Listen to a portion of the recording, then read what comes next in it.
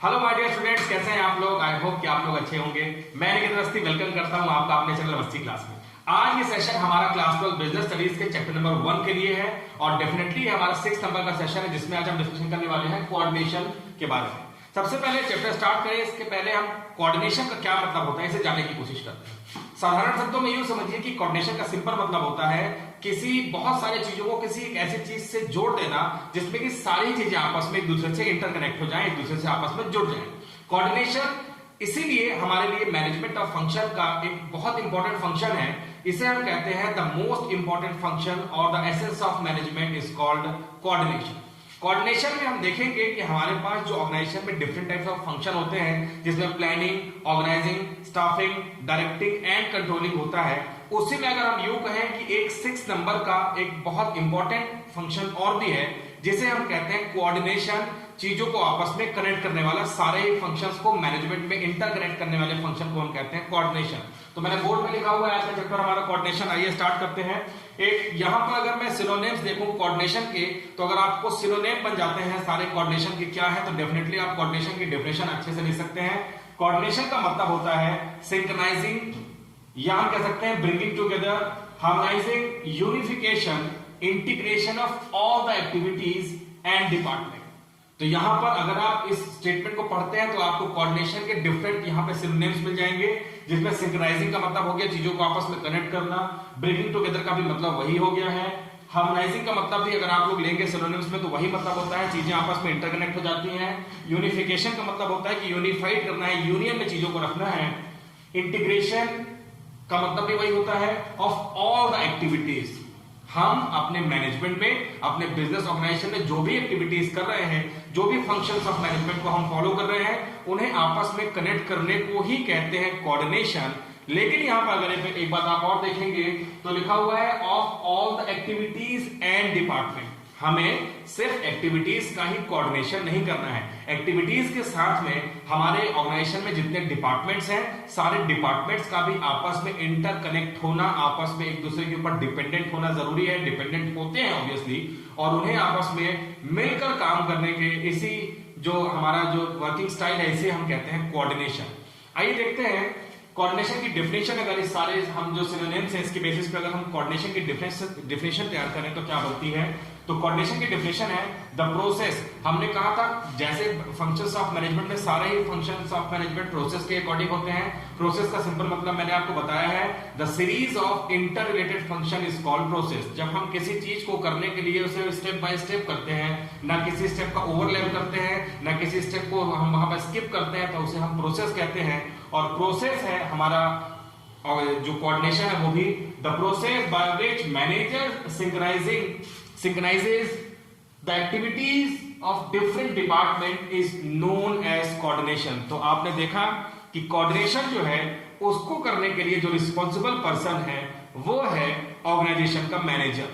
Manager कौन, ये भी हम अपने प्रीवियस वीडियोस में देख चुके हैं। अगर आपने अभी तक हमारे प्रीवियस वीडियोस नहीं देखे हैं तो पहले आप उन वीडियोस को देखिए। मैनेजर वो जो हमारे ऑर्गेनाइजेशन के सारे रिसोर्सेज का मैनेज करने का काम करता है, मैनेज करता है चीजों को, वो ही मैनेजर है। तो यहां पर हम देख रहे हैं कि एक प्रोसेस जिसमें मैनेजर सारी एक्टिविटीज को, सारे ग्रुप को, सारे रिसोर्सेज को सिंक्रोनाइज कर रहा है, क्लब टुगेदर करने का काम कर रहा है। इसी कंप्लीट प्रोसेस को हम कहते हैं और कोऑर्डिनेशन। तो ये हमारे लिए हो गई डेफिनेशन।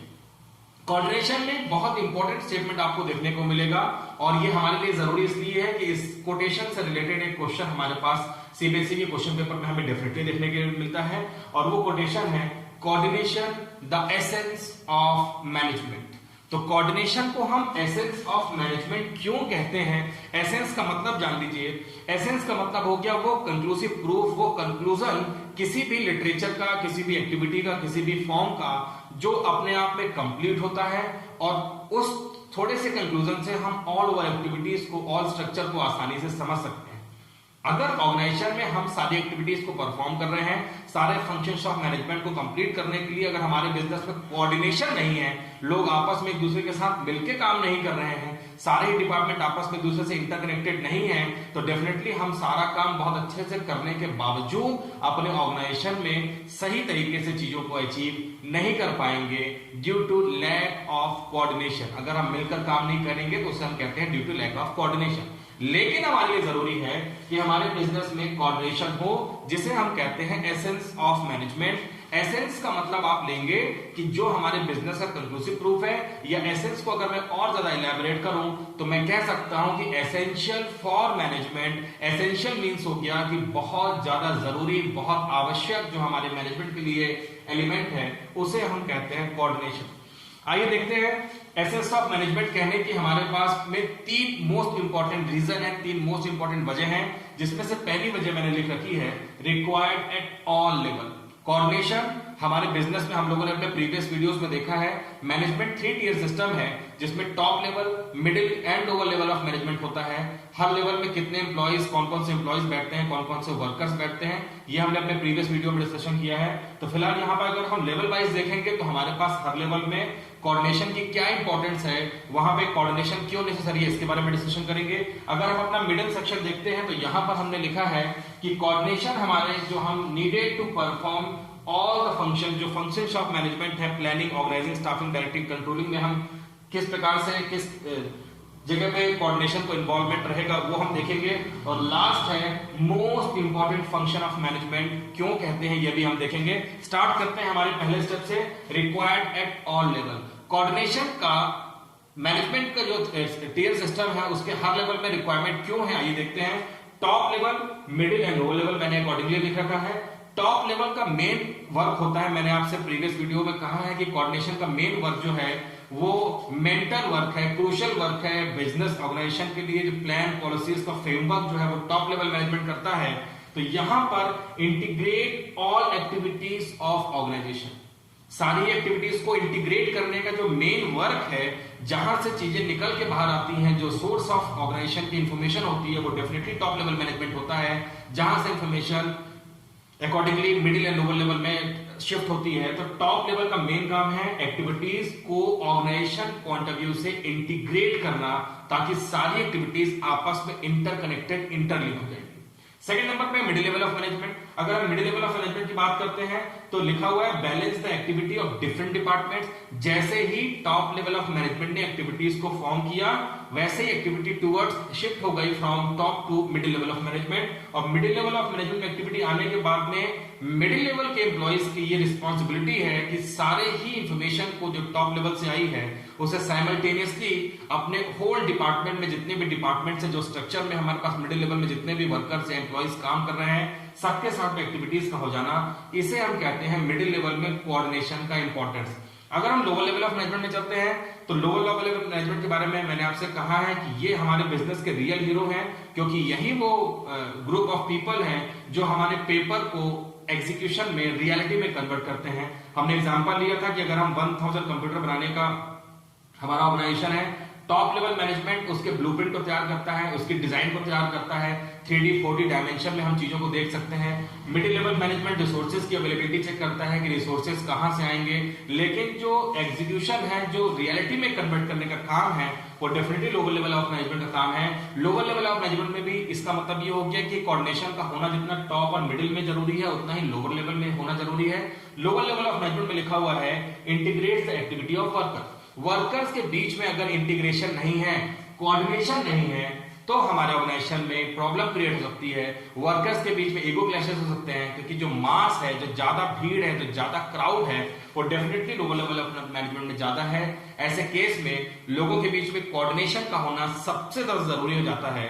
तो लोअर लेवल ऑफ मैनेजमेंट में वर्कर्स के बीच में चीजों को लेकर जो एग्रीमेंट है, जो चीजों को करने और ना करने का जो एग्री होने की बात है, वो सबसे ज्यादा इंपॉर्टेंट है हमारे लिए लोअर लेवल ऑफ मैनेजमेंट में।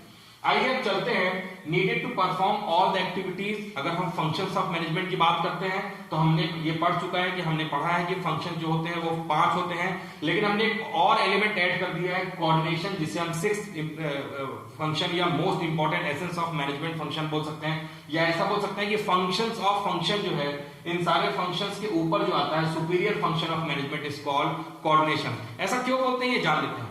अगर हम अपने सारे ही फंक्शंस को अकॉर्डिंगली पूरा करते हैं, अगर हम एक एग्जांपल लेते हैं कि एक शर्ट मैन्युफैक्चरिंग कंपनी है और शर्ट मैन्युफैक्चरिंग कंपनी में अगर हम उस होल टास्क को छोटे छोटे पार्ट में डिवाइड करें तो कुछ हम इस तरीके से डिवाइड कर सकते हैं कि एक पर्सन वो होगा जो हमारे पास जो रॉ मटेरियल फॉर्म में जो हमारे पास क्लोथ है उसके छोटे छोटे पीसेस करेगा, दूसरा पर्सन मेजरमेंट करेगा, जब हम शर्ट बनाते हैं तो पहले हम मेजरमेंट करते हैं, तीसरा पर्सन उस मेजरमेंट के अकॉर्डिंग में चीजों की कटिंग करेगा, जो हमारे पास में कपड़ा है उसकी कटिंग करेगा, किस साइज की शर्ट बनानी है, जो फोर्थ नंबर का पर्सन है वो उस कटिंग किए गए कपड़े के साथ में मेजरमेंट करने के बाद में स्टिचिंग करेगा, कपड़े को सिलाई करेगा, पांचवा पर्सन पैकिंग करेगा, छठवां पर्सन मार्केट में जाएगा, मार्केट एनालिसिस करेगा, मार्केटिंग में बेचने का काम करेगा, सातवां पर्सन बेचेगा।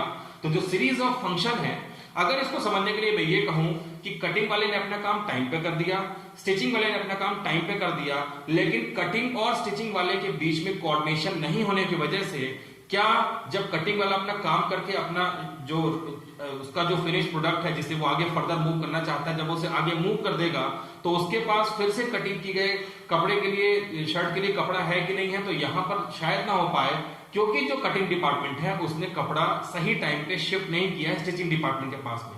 ये एग्जांपल है लैक ऑफ कोऑर्डिनेशन का। लेकिन अगर सारे ही वर्कर्स प्रोसेस में वर्क करेंगे, अकॉर्डिंगली अपने काम को जॉब अपना टाइम पर कंप्लीट करेंगे, तो हम यहां पर कोऑर्डिनेशन के साथ काम करेंगे। तो यहां पर आइए देखते हैं planning, organizing, staffing, directing, controlling में किस जगह पे हमें कोऑर्डिनेशन लेना है। अगर हम प्लानिंग की बात करते हैं, ये हमारा प्राइमरी फंक्शंस ऑफ मैनेजमेंट है। प्राइमरी फंक्शन का मतलब होता है बिना प्लानिंग के, बिना टारगेट सेट किए हम ऑर्गेनाइजेशन की एक्टिविटीज को कंप्लीट नहीं कर सकते। तो प्लानिंग हमने लिखा है फॉर होल ऑर्गेनाइजेशन। जैसे आपने देखा कि टॉप लेवल मैनेजमेंट में लिखा है ऑर्गेनाइजेशन के लिए, इसे हम इंटरलिंक करें, इंटरकनेक्ट करें तो प्लानिंग जो है वो टॉप लेवल मैनेजमेंट के वर्कर्स, एम्प्लॉइज या ऑफिसर्स ही बनाते हैं। तो प्लानिंग टॉप लेवल में बन रही थी, हमने लेवल के बेसिस पे पढ़ा। अगर हम इसे फंक्शंस के बेसिस पे पढ़ें तो ये सेम पॉइंट हो जाता है कि प्लानिंग जो है वो होल ऑर्गेनाइजेशन के पॉइंट ऑफ व्यू से बनी है। होल ऑर्गेनाइजेशन में किस टास्क को अचीव करना है, कौन से पर्सन कौन सा वर्क करेंगे, कैसे हम चीजों को, रिसोर्सेज को एक्वायर करेंगे, सारी इंफॉर्मेशन अगर टॉप लेवल मैनेजमेंट ने सही तरीके से कोऑर्डिनेट नहीं की है तो डेफिनेटली हमारे जो बाकी के फंक्शन है वो सफर करेंगे। सेकंड फंक्शन में आते हैं ऑर्गेनाइजिंग। ऑर्गेनाइजिंग फंक्शन का मतलब होता है चीजों के लिए, और जो हमने टॉप लेवल ने प्लानिंग की थी उसके अकॉर्डिंग रिसोर्सेज की अवेलेबिलिटी को श्योर करना, ऑर्गेनाइज करना। तो यहां पर ऑर्गेनाइजिंग के केस में हमें कोऑर्डिनेशन की जरूरत क्यों पड़ी, क्योंकि स्ट्रक्चर इज डेवलप। अब हमको स्ट्रक्चर डेवलप करना है। ऑर्गेनाइजेशन में हर पर्सन के बैठने का प्लेस फिक्स करना है, पर्सन का प्लेस फिक्स करना है। मैंने ये नहीं कहा कि पर्सन को फिक्स करना है क्योंकि वो हमारा नेक्स्ट फंक्शन है जिसे हम स्टाफिंग कहते हैं। तो पर्सन के बैठने का प्लेस, कौन सा जो रिसोर्सेज है वो कहां रखा जाएगा, रिसोर्सेज हम किस पर्सन से, जो सप्लायर है, किससे परचेस करेंगे, उसकी अवेलेबिलिटी हमारे पास होल ईयर में बनी रहेगी कि नहीं बनी रहेगी, ये सारा काम ऑर्गेनाइजिंग का है। तो स्ट्रक्चर को डेवलप करने के पहले अगर प्लानिंग और कंट्रोलिंग के बीच में कोऑर्डिनेशन नहीं है तो हमारे लिए प्रॉब्लम क्रिएट हो सकती है। तो ये सेकंड इंपॉर्टेंट पॉइंट है कि क्यों कोऑर्डिनेशन जरूरी है हमारे लिए ऑर्गेनाइजिंग में। अगर हम स्टाफिंग की बात करते हैं तो यहां पर लिखा हुआ है सिलेक्शन एज पर प्लानिंग।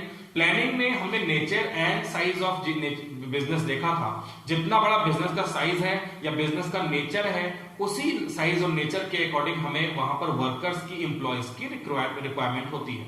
इस रिक्वायरमेंट को पूरा करने के लिए हम जो प्रोसेस करते हैं उसे हम कहते हैं स्टाफिंग। स्टाफिंग में हम रिक्रूटमेंट, सिलेक्शन एंड ट्रेनिंग, ये तीन चीजों को इंपॉर्टेंस लेते हैं। तो यहां पर जो हमारे पास स्टाफिंग में कोऑर्डिनेशन का होना जरूरी है, क्योंकि अकॉर्डिंग टू प्लानिंग हमने सही तरीके से वैसा मैच करता हुआ स्टाफिंग किया, वैसे वर्कर्स का वहां पर रिक्रूटमेंट किया कि नहीं किया, इसलिए हमारे लिए स्टाफिंग में कोऑर्डिनेशन बहुत ज्यादा जरूरी है। अगर हम डायरेक्टिंग की बात करते हैं तो डायरेक्टिंग हमारा second last function of management है, जिसमें लिखा हुआ है right execution of plan. Directing initiate action. Directing को पहला स्टेप होता है जब हम किसी भी वर्क को एग्जीक्यूट करने के लिए शुरुआत करते हैं।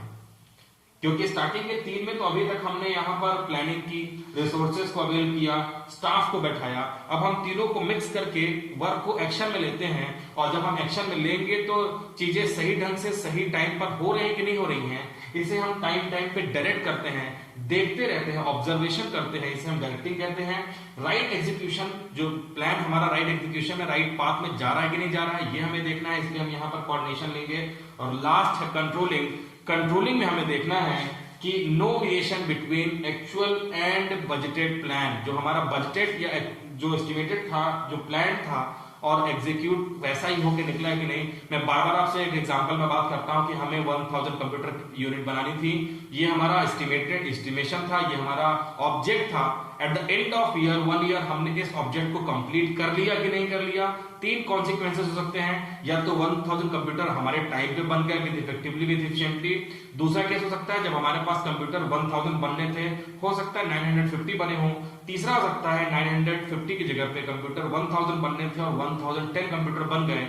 तीनों में अगर आप देखेंगे तो 2 ऐसे केस हैं जहां पे वेरिएशन है, जितना बनना था उससे ज्यादा उससे कम बन गया। ऐसे वेरिएशन को फाइंड आउट करेंगे, क्या वजह थी कि कंप्यूटर कम और ज्यादा बने। इफेक्टिवनेस और एफिशिएंसी हम उनके लिए वर्ड यूज करते हैं। और हम देखेंगे कि कंट्रोलिंग में कोऑर्डिनेशन है कि नहीं है, क्योंकि ये सारे हमारे पास जो फंक्शंस ऑफ मैनेजमेंट लिखे हुए हैं, ये आने वाले हमारे चैप्टर्स भी हैं। इन चैप्टर में हम इन फंक्शंस को और डिटेल में पढ़ेंगे, फिलहाल इतना ही रखते हैं।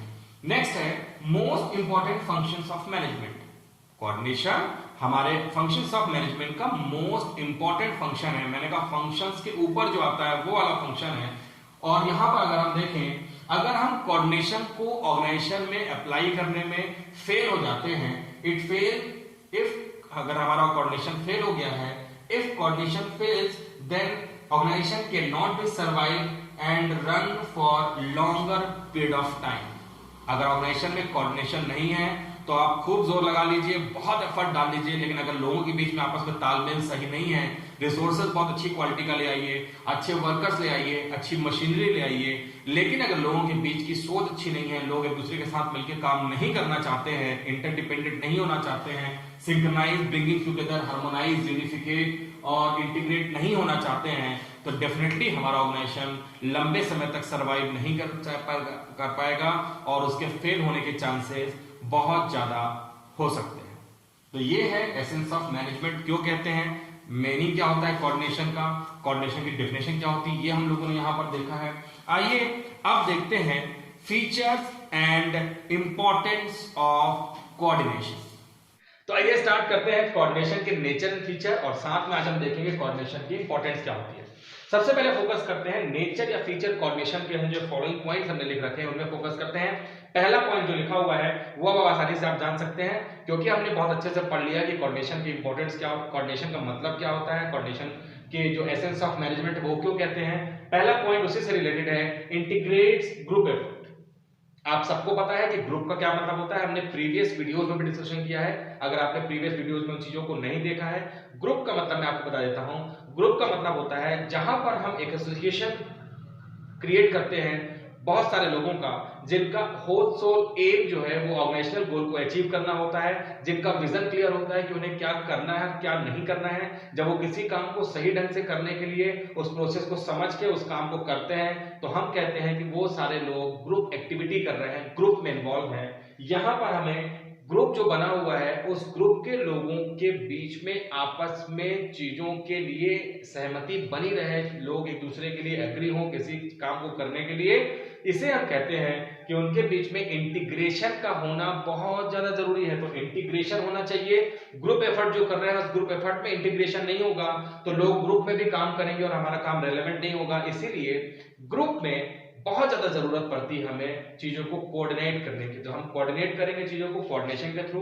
पॉइंट नंबर सेकंड है ensure unity of effort. Unity of effort का मतलब हो गया कि हम जब चीजों को करेंगे तो यहाँ पर डिफरेंट टाइप के हमने देखा कि लेवल हैं, डिफरेंट लेवल्स में डिफरेंट टाइप के एम्प्लॉयज, उनका नेचर, उनका जॉब बहुत स्टेटस के अकॉर्डिंग अलग है।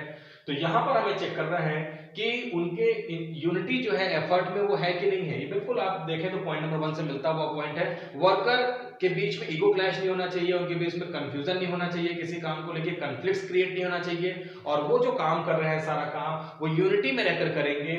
और हमें इस बात का इंश्योर करना है कि कोऑर्डिनेशन में अगर काम होगा तो डेफिनेटली हमारा काम यूनिटी के अकॉर्डिंग, एफर्ट जो हम लगा रहे हैं उसमें उसके अकॉर्डिंग हो सकता है। पॉइंट नंबर 3 लिखा हुआ है कंटिन्यूअस प्रोसेस। क्योंकि हम लोगों ने पढ़ा है जो फंक्शंस ऑफ मैनेजमेंट होते हैं खुद मैनेजमेंट जो होता है वो एक कंटिन्यूअस प्रोसेस है, नेवर एंडिंग होता है। Planning, organizing, staffing, directing, controlling. मैंने कहा था कंट्रोलिंग को अगर हम लास्ट फंक्शन मानते हैं तो ये गलत हो जाएगा। कंट्रोलिंग एक पुशबैक फंक्शन है जो अल्टीमेटली हमें फिर से प्लानिंग की तरफ मूव करता है। तो वैसे ही हमारे पास कोऑर्डिनेशन है। कोऑर्डिनेशन कभी ना खत्म होने वाला एक एलिमेंट है, चाहे बिजनेस एक्टिविटी हो चाहे नॉन बिजनेस एक्टिविटी हो, हमें हर टाइम हर किसी के साथ में कोऑर्डिनेशन के साथ चलना पड़ता है, दूसरों के साथ में एडजस्टमेंट करके ही चलना पड़ता है। अपने एटीट्यूड को और सामने वाले के एटीट्यूड को एक ऐसे पैरेलल वे में लाके वर्क करना पड़ता है जहां पर हम किसी भी वर्क को इजियर वे में कर सकें। इसी ही हम कहते हैं कोऑर्डिनेशन। और कोऑर्डिनेशन एक कंटिन्यूअस प्रोसेस है जो never ending function of management है। परवेसिव का मतलब आपको पता है, परवेसिव मीन्स होता है जो सर्वव्याप्त है, हर जगह है, 24/7 है। बिजनेस का साइज छोटा, बिजनेस का साइज बड़ा। बिजनेस का मोटिव प्रॉफिट जनरेट करना, बिजनेस का मोटिव नॉन प्रॉफिट ऑर्गेनाइजेशन हो सकता है। हम किसी भी टाइप का वर्क कर रहे हो, हम कैसा भी काम अपने ऑर्गेनाइजेशन में कर रहे हो, हर जगह मैनेजमेंट है और मैनेजमेंट हर जगह है और कोऑर्डिनेशन उसी मैनेजमेंट का पार्ट है। इट मींस कि जैसे हमारे बिजनेस में एक मैनेजमेंट है वैसे ही कोऑर्डिनेशन जो है वो परवेसिव है। हर टाइम हमारे पास बिजनेस में कोऑर्डिनेशन का होना बहुत ज्यादा जरूरी है। Responsibility for all the managers, अगर आप देखेंगे पॉइंट नंबर 5 तो लिखा हुआ है responsibility for all the managers.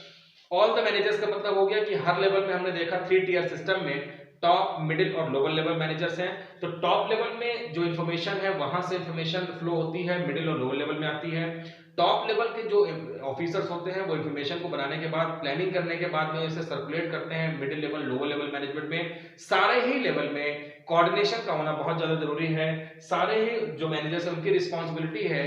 Top level के बस ये कमिटमेंट नहीं होना चाहिए कि टॉप लेवल ने कोऑर्डिनेशन के लिए गाइडलाइन तैयार कर दी और उनका काम खत्म हो गया, और अब उनका काम खत्म हो गया, उन्हें टॉप लेवल में भी कोऑर्डिनेशन रखना है। इंफॉर्मेशन कम्युनिकेट होने के बाद मिडिल लेवल में आ गई और मिडिल लेवल ने उस इंफॉर्मेशन को लोअर लेवल में शिफ्ट कर दिया। इसका मतलब ये नहीं है कि मिडिल लेवल के मैनेजर्स के लिए अब कोऑर्डिनेशन एसेंशियल नहीं है। कोऑर्डिनेशन कोई भी लेवल होगा, हर लेवल में हमारे लिए कोऑर्डिनेशन का सेम टाइम पे साइमल्टेनियसली सारे ही ऑर्गेनाइजेशन के हर लेवल में उसका एग्जिस्टेंस बहुत ज्यादा जरूरी है। तभी तो हमने पढ़ा कि कंटिन्यूअस प्रोसेस है और परवेसिव होता है, सारे ही लेवल्स ऑफ मैनेजर के लिए ये कंपलसरी होता है। लास्ट फंक्शन आप देखेंगे तो डिलैबोरेट फंक्शन लिखा हुआ है। डिलैबोरेट का मतलब होता है ये थॉट प्रोसेस है। थॉट प्रोसेस का मतलब ये समझिए कि जब तक एम्प्लॉइज, जब तक वर्कर्स, जब तक मैनेजर जो है अपने अंदर से इस चीज को नहीं लाएंगे कि हमें दूसरे की हेल्प करनी है, दूसरे के साथ मिलकर काम करना है, ऐसे केस में हम डिलैबोरेट फंक्शन को फॉलो नहीं कर सकते। तो डेफिनेटली हमें इस बारे में सोचना है कि हम जो भी वर्क कर रहे हैं वो थॉट प्रोसेस के थ्रू है। पॉजिटिविटी लानी होगी, दूसरे की हेल्प करने की सोच एक अपने मन में डेवलप करनी होगी और तभी हम इस प्रोसेस को कर सकते हैं। तो डिलैबोरेट प्रोसेस है, हर वर्कर, हर एम्प्लॉय, हर मैनेजर को इसके साथ में वर्क करना है। वर्कर के अंदर में किसी चीज को लेकर कोई चार्ज या कंफ्यूजन या कंफ्लिक्ट क्रिएट ना हो, इसका ध्यान रखना है। और डेफिनेटली हम इसे अगर अकॉर्डिंगली करेंगे तो हम ऑर्गेनाइजेशन को सक्सेस की तरफ ले जा सकेंगे। अदरवाइज हमने देखा है कि इंपॉर्टेंस इतनी ज्यादा है कोऑर्डिनेशन की कि अगर हम सही तरीके से कोऑर्डिनेशन को अप्लाई नहीं करते हैं तो हमारा ऑर्गेनाइजेशन फेलियर की तरफ भी जा सकता है। इसका ध्यान हमें रखना है। अब हम मूव करते हैं इंपॉर्टेंस की तरफ। इंपॉर्टेंस आप देखेंगे तो सिर्फ 3 ही इंपॉर्टेंस लिखे हैं। पहला है ग्रोथ इन साइज। एक बात अपने जहन में हमें बैठानी होगी कि बिजनेस का साइज जितना ज्यादा बड़ा होगा उतना ही ज्यादा लोगों का वहां पे ज्यादा नंबर्स ऑफ एम्प्लॉइज होंगे, उतने ही ज्यादा वर्कर्स होंगे, और जितने ज्यादा वर्कर्स होंगे उतनी ही ज्यादा चांसेस हैं कि वर्कर्स के बीच में कंफ्लिक्ट या वहां पे उनके बीच में चाओस क्रिएट हो सकता है। ऐसी चीजों से बचने के लिए हमें ऑर्गेनाइजेशन के साइज के हिसाब से कोऑर्डिनेशन का लेवल भी बढ़ाना होगा। रिपीटेडली कई बार उन्हें समझाना होगा, उन्हें मोटिवेट करना होगा काम को ढंग से करने के लिए। उन्हें इंटरडिपेंडेंट और इंटरडिपेंडेंट होने का मतलब बताना होगा। इंटरपर्सनल रिलेशन में डेवलप करने के बारे में उन्हें बताना होगा। हर पर्सन दूसरे पर्सन के साथ अच्छे से बिहेव करे, अपने काम को टाइम पे कंप्लीट करे, अपने काम को टाइम पे कंप्लीट करने के बाद में अपने काम को आगे टाइम पे शिफ्ट करे, तभी हम काम कर सकते हैं। तो साइज जो है हमारे बिजनेस का, उसके अकॉर्डिंग हमें ग्रो करनी होगी अपने कोऑर्डिनेशन में। पॉइंट नंबर 2 है फंक्शनल डिफरेंशिएशन। फंक्शनल डिफरेंशिएशन का मतलब होता है हर डिपार्टमेंट जो है अपने जो नेचर ऑफ बिजनेस है उसके अकॉर्डिंग वर्क वहां पे जॉब कर रहा होता है। मैंने एग्जांपल लिया था शर्ट मैन्युफैक्चरिंग कंपनी का। शर्ट मैन्युफैक्चरिंग कंपनी को हमने कई सारे पार्ट में डिवाइड कर दिया था। इसे हमने कहा था division of work. Division of work में शर्ट मैन्युफैक्चरिंग कंपनी में एक पर्सन कपड़े की कटिंग कर रहा था, एक स्टिचिंग कर रहा था, एक मेजरमेंट कर रहा था, एक मार्केटिंग का काम कर रहा था, एक सेलिंग का काम कर रहा था। तो ये फंक्शनल डिफरेंशिएशन है। फंक्शन तो सारे ही कर रहे हैं, लेकिन हर किसी के फंक्शन में यहाँ पे डिफरेंसेस हैं। इस डिफरेंसेस को कैसे हम ऑर्गेनाइज करेंगे, कैसे हम इन्हें कोऑर्डिनेट करेंगे, सारे ही वर्कर्स को ये समझ लीजिए जो काम उन्हें मिला है अकॉर्डिंग टू देयर स्टेटस, उस काम को उन्हें कंप्लीट करना है टाइम पे विद इफेक्टिवली और एफिशिएंटली, और अपने डिपार्टमेंट के काम को सही टाइम पे करने के बाद में उसे शिफ्ट करना है टुवर्ड्स नेक्स्ट डिपार्टमेंट। तो हम कहते हैं कि हमने अपने काम को फंक्शनल डिफरेंशिएशन के पॉइंट ऑफ व्यू को ध्यान रखते हुए कंप्लीट किया है। पहले अपना काम टाइम पे करना है, और अपना काम टाइम पे करने के बाद में जो हमारा next level of production cycle है उसमें हमारा काम ना रुके, इसलिए उसे शिफ्ट करना है इमीडिएटली अपने काम को कंप्लीट करने के बाद में नेक्स्ट डिपार्टमेंट में, नेक्स्ट प्रोसेस में। ये हमारे लिए फंक्शनल डिफरेंशिएशन में आ जाता है। स्पेशलाइजेशन का मतलब जानिए, हमारे ऑर्गेनाइजेशन में बहुत सारे वर्कर्स, बहुत सारे एम्प्लॉइज हैं जो स्पेशलाइज्ड होते हैं। जितने ज्यादा स्पेशलाइज्ड वर्कर होंगे, जितने ज्यादा हमारे वेल ट्रेन्ड एम्प्लॉइज या वर्कर्स होंगे, उतना ही ऑर्गेनाइजेशन हमारा फ्लरिश करता है। हमारा ऑर्गेनाइजेशन उतनी ही ऊंचाइयों पर, उतनी ही प्रॉस्पेरिटी, उतनी ग्रोथ के चांसेस ज्यादा होते हैं। लेकिन स्पेशलाइजेशन होने के बाद लोगों के अंदर कंफ्लिक्ट क्रिएट हो जाता है। इसी कंफ्लिक्ट को दूर करने के लिए हमें स्पेशलाइजेशन के पॉइंट ऑफ व्यू में भी लोगों को कोऑर्डिनेट करने की जरूरत है।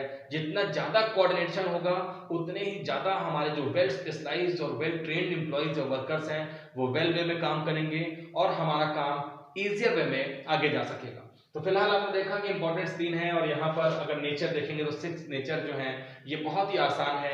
ये बिल्कुल वैसा ही है कि आपने कोऑर्डिनेशन के मीनिंग को अच्छे से समझ लिया है, तो डेफिनेटली आप नेचर, फीचर एंड इंपॉर्टेंस को अच्छे से समझ सकते हैं। फिलहाल ये हमारा चैप्टर नंबर 1 का लास्ट वीडियो है, ये 6 नंबर का वीडियो है। लगातार वीडियो नंबर 1 से जो हमारे सेशन 1, सेशन 2 हमने बनाए थे, 6 सेशन हो गए हैं। ये वीडियो नंबर 1 के लिए हमने चीजों को डिटेल में यहाँ पे डिस्कस किया है। अभी चीजें और भी हैं, क्योंकि आपको पता है अब जो हमारे पास सीबीएसई का सैंपल पेपर का जो पैटर्न है, जो हमारे पास क्वेश्चन पेपर का पैटर्न है, उसमें 1 मार्क के 20 क्वेश्चन इन्वॉल्व होने लगे हैं। हमें चीजों को और डीप में जाके पढ़ना पड़ेगा। हमारे पास जो क्वेश्चन आते हैं वो केस स्टडी बेस्ड क्वेश्चन आते हैं। हमारे पास डायरेक्ट क्वेश्चन अब सीबीएसई हमसे नहीं आस्क करती है। सीबीएसई में क्वेश्चन केस स्टडी के ऊपर बेस्ड रहते हैं। इन सारी चीजों को ध्यान में रखते हुए आपको पढ़ाई करनी है। और मैंने आपसे कहा है कि ड्यू टू कोविड-19 2019-20 के स्टूडेंट जो हैं उनके भी एग्जाम अभी पेंडिंग है। साथ में ये उन लोगों के लिए रेलेवेंट हो जाता है जो अभी क्लास 11 से प्रमोट होकर क्लास 12 में आए हैं। अभी हमारे पास चैप्टर नंबर 1 में फिलहाल इतना ही है। बहुत सारी केस स्टडी हैं। अगर आप लोगों को किसी केस स्टडी में कोई भी डाउट है तो आप नीचे दिए गए व्हाट्सएप नंबर पे मैसेज करके अपने डाउट क्लियर कर सकते हैं। फिलहाल इस वीडियो में इतना ही रखते हैं। नेक्स्ट वीडियो में फिर से आपसे मिलेंगे बिजनेस स्टडीज के chapter number 2 functions of principles of management को लेकर। फिलहाल इस वीडियो में इतना ही। अच्छे से रहिए and thank you very much.